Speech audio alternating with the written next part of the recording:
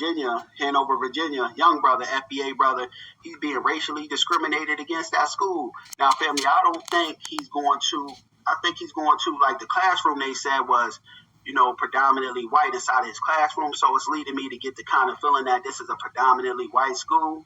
And this is why, to a certain degree, I think we as foundational Black Americans should start schooling our young ones, our babies in-house, because a lot of the times when they're going into these school systems, they face a lot of anti-Black racism from the teachers and from those white students because a lot of the teachers and the people that serve on them PTA board, they undercover white supremacists. So, they work to uphold that system as well. But I know all of our people can't afford to do the homeschooling thing, but I think, it's more beneficial that we homeschool Black kids because we could put in them the seeds we want and, and really give them things that's going to benefit them. Because 9 times out of 10, these kids, when they in school, they're not really getting stuff they can apply in real world when they get out of school, They just being fed a whole bunch of lies and BS. And a lot of the time, there's a lot of anti-Black racism that goes on in them schools, such as we about to talk about now. Let me pull this video up, family.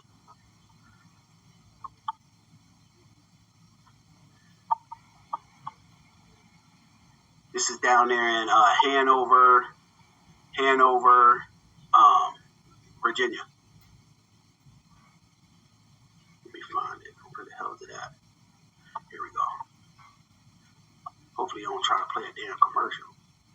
Oh, yeah, he does basketball, he does football. Fair use. Oh, yeah, he does basketball, he does football. Jamal Baylor Ali excels at sports, school, and socializing. Loves going to school, loves interacting with people. A 4th grader at Cold Harbor Elementary School in Hanover, his parents, Mom Nyseria Baylor Ali and Dad Chris Holloman, say they could not ask for a better son. Jamal, everybody loves Jamal. He's just that type of kid. But in October, they say Jamal started getting off the bus and saying he didn't want to go back to school. The days of saying he wanted to be homeschooled, that's when he told me they've been calling me an African-American monkey. Nyseria says she called the school with... And white folks kill me with that monkey thing, because if you shave a monkey's fur off, what color is that monkey up under that hair? That monkey's pink, so that the monkey thing, that applies more so to their people than ours, but let's continue. Her concerns. When they addressed the situation, I think they said the kid said he saw it on YouTube or something like that. She hoped that was the end of it, but then in November, she says she got a call from the school. She says she was told another child told Jamal that Kamala Harris is a bad and he is a good. Nyseria says she met with the principal and an administrator with Hanover Schools who suggested Jamal move to another classroom. Because they thought it would be better for him, and he was the only African-American kid in his classroom.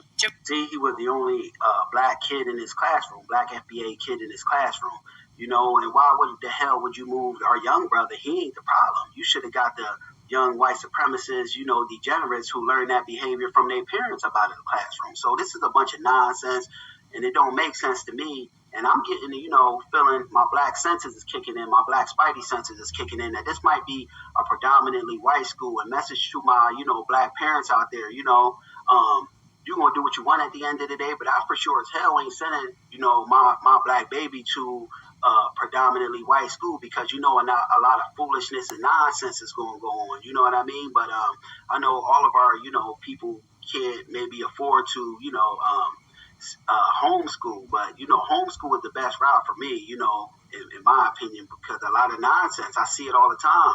I personally do videos where a lot of anti-Black racism be going on in these schools, and the teachers, they work in conjunction with the white supremacist system, the administrators and all of them, and they'll protect these anti-Black youth. They ain't going to, hold them up to no punishment. You see that they moved our young brother out of the classroom. They should have got the white supremacists who were in training that learned that behavior from their parents out the classroom. But let's continue. Jamal said he agreed to the move. Nyseria and Chris said they were assured the racial bullying would end, but the couple says it only continued. They believe the school system did not do enough to stop the racial bullying. Incidents like that. Of course, they didn't do enough to stop the racial bullying. I believe it because the school, the teachers, the administrators, 9 times out of 10, they white supremacists. So they looking out for coddling and pampering these students. They ain't gonna hold them up to no punishment. should be nipped in the bud right then and there. This won't be tolerated. We reached out to Hanover County Schools on March 4th to ask about Jamal and how they handled his situation, but the division said it's prohibited by law from sharing details concerning matters pertaining to specific students. Prohibited my ass. Y'all playing the game of protecting these white supremacists, degenerates, that's those young white supremacists in training in that classroom. However, they did share that the day after we reached out to them, this message was sent out to all fourth grade families at Cold Harbor from the principal. In the message, Allison Hunt Mullins confirms that hateful and racist terms have been used by some students, writing, "The hurtful and offensive language is reprehensible, and we need your help to make it stop."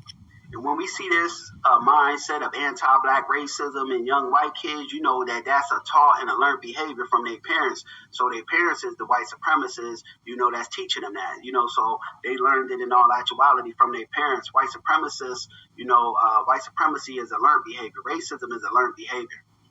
She also said the school will continue to hold students accountable to the Code of Student Conduct. But Nigeria and Chris say that although they don't know what consequences the kids that racially bullied their son received because the school has not told them, I could tell you what consequences these young white supremacists in training receive, and that's not a damn thing because the school was coddling and pampering them.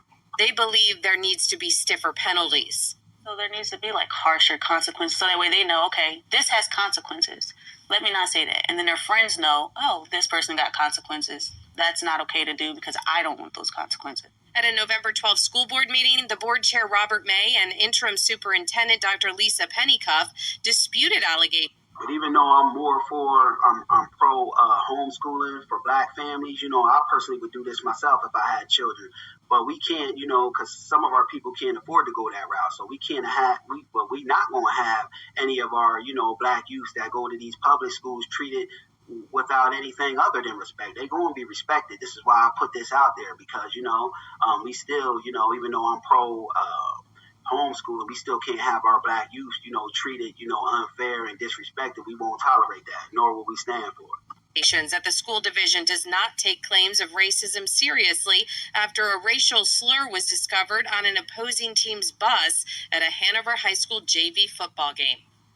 We take these matters and all out. So this school down there in Hanover VA seemed like a breeding ground to a certain degree of racism, white supremacy. Allegations of misconduct, including that which relates to racism, very seriously. Please be assured that we diligently investigate allegations that are reported to us. Now, in her remarks to the school board on November 12th, the interim superintendent also stated that the work to...